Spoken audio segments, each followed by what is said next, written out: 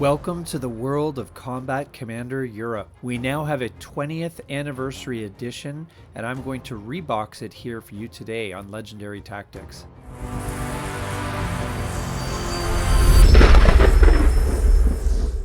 Combat Commander Europe is a game that I've been curious about for a long time. I've had Pacific for the last couple of years, but have yet to try its European counterpart, the original. And this is a quick glimpse of what's inside the box of this 20th anniversary edition of the game. So lots of player aids, counters, cards, hexes, all sorts of great stuff that makes up the classic Combat Commander Europe. So we'll take a look first of all at the fate decks, and there are a lot of them. You have the Russians, you have the Italians, you have the Germans, you have the French, you have the British or Commonwealth, and you have the Americans. So you have a lot of cards there and all the different things that fate deck brings to the game, just in a similar way to how Upfront kind of did that in separating the nationalities and so forth. There's some neat things that it does. Anyway, there are a lot of map boards in this game. They are all paper, because if they were mounted it would weigh about 5 tons. But it's totally fine. They sit flat when they're actually pressed to a table, and they are all so unique and different. You could not do this with a modular board setup, I don't think. All the maps have such a distinct look and flavor to them. You can just tell by looking at them where the hills are and the buildings, the hedges, and all sorts of things. So it's a lot. There's a lot of scenarios, there's a lot of maps, but I think where this really shines is for those of you who love this game, it's the random scenario generator. Gene Billingsley of GMT said that was really what seemed to him to be the best part of this game, because it's so well done. So you can have literally endless variations of Combat Commander Europe. You don't just have to stick with the prescribed scenarios. Then we got lots of counters, and I was very pleasantly surprised. The counters of my Combat Commander Pacific were quite thin, and these ones are the proper thickness. I don't know if that was different from the original printing or anything, but I really like this. This is nice, proper counters. They don't feel like they're gonna accidentally bend on you or anything like that. And there are a lot.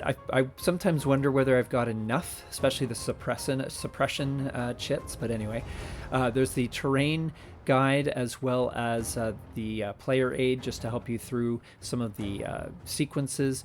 Then we have all the orders of battle and the reinforcement tables that you can use to reinforce your forces mid-game, among other things. So yeah, it's got everything you need for each nation, and because this combines the Mediterranean with the original Europe, you get kind of a lot of stuff, as well as the classic victory point track, casualty track, and so forth.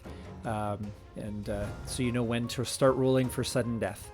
Then we have the playbook, and this has all the scenarios. This is the thicker of the two. You can see it's almost all scenarios. There's some juicy designer notes at the back, but otherwise that's all there is. And the rules were a lot more compact than I expected, actually. They're still fine, and you have to kind of get used to the format, but they're very well done. It's very easy to find the rules that you need when you need them. So we're just gonna put this back in the box here for you, and as you know, I like to put my games back in the shrink wrap where possible, just to keep all the components free of dust and other things, so I can make sure that it's going to be ready for the next play. And now we're going to take a look at a solo system I came across.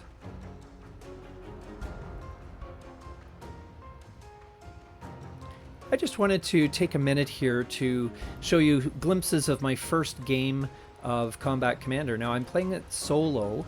However, I'm using a solo system that I discovered on Board Game Geek, and I just wanted to call your attention to it because I think it's very clever. The game uses a kind of a chart. There's a couple charts. There's one to determine what the action of the bot is going to be when they're doing orders, and then there's another guide for how they use actions. And it's designed specifically so that you can not know exactly what the bot is going to do, to reflect that situation of not knowing what the other player's hand might look like. For example, if you move into an open street, you don't know if they're going to op fire. And so this handles that in a neat way. Here's a glimpse at the bot action chart, where you track the orders that it's going to do. There's also a track along the right hand side which lets you know whether actions are going to be taken, and here's a breakdown of the actions. This can all be found on Board Game Geek in the files section. And this is the most recent iteration. I believe it's the 3rd iteration. And the bot uses 2 decks, one to use as a usual fate deck, and one that they will use as an action determination deck. So anyway, I thought I'd call your attention to it. It's a really neat way to play Combat Commander if you're like me and you can't play 2 hands at one time. I've always struggled with that. Anyway, thank you so much for watching, and we'll see you here next time on Legendary Tactics.